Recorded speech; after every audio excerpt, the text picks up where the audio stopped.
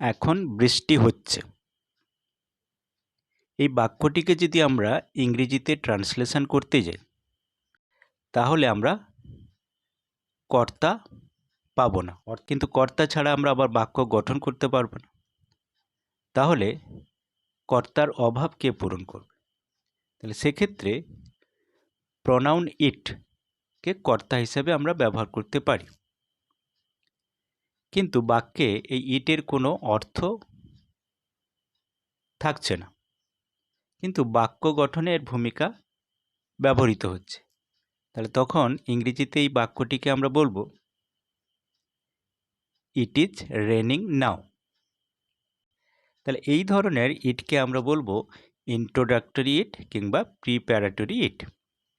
তাহলে সাধারণত আমরা বাক্যের সাবজেক্ট বা কর্তা যেখানে সঠিকভাবে পাবো না, তাহলে সেক্ষেত্রে আমরা ইটকে ব্যবহার করতে পারি। যেমনভাবে আমরা দেয়ারকেও ব্যবহার করে বাক্য গঠন করতে পারি, যেগুলোকে বলা হয় ইন্ট্রোডাক্টরি দেয়ার।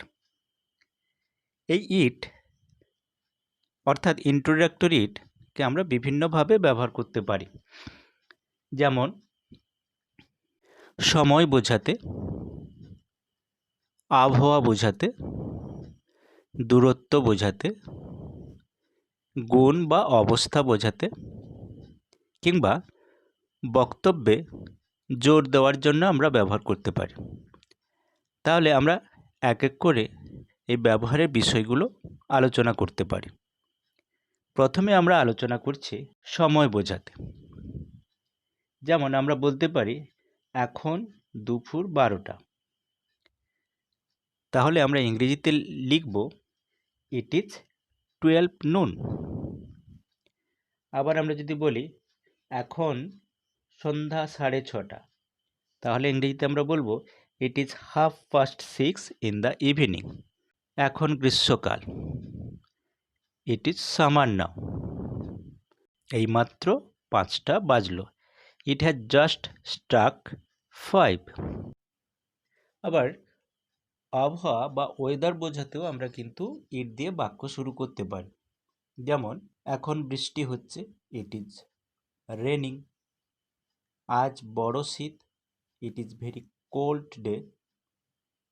এটা একটা শীতের রাত, it is a winter night. শীতকালে কনকনে শীত, it is biting cold in winter. এটা মেঘলা দিন, it is a cloudy day. এটা রৌদ্রোজ্জ্বল দিন, it is a sunny day. মুষলধারে বৃষ্টি পড়ছে, it is raining cats and dogs. গুঁড়ি গুঁড়ি বৃষ্টি পড়ছে, ইট ইজ ড্রিজলিং। আবার দূরত্ব বোঝাতে আমরা বলতে পারি এই পথটা 20 মাইল, ইট ইজ 20 মাইলস।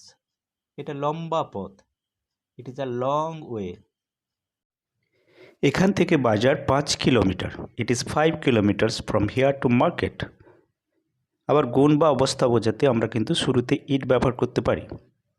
যেমন এটা ভালো, ইট ইজ গুড। এটা খুব বাজে, ইট ইজ ভেরি ব্যাড। এটা নিরর্থক, ইট ইজ ননসেন্স।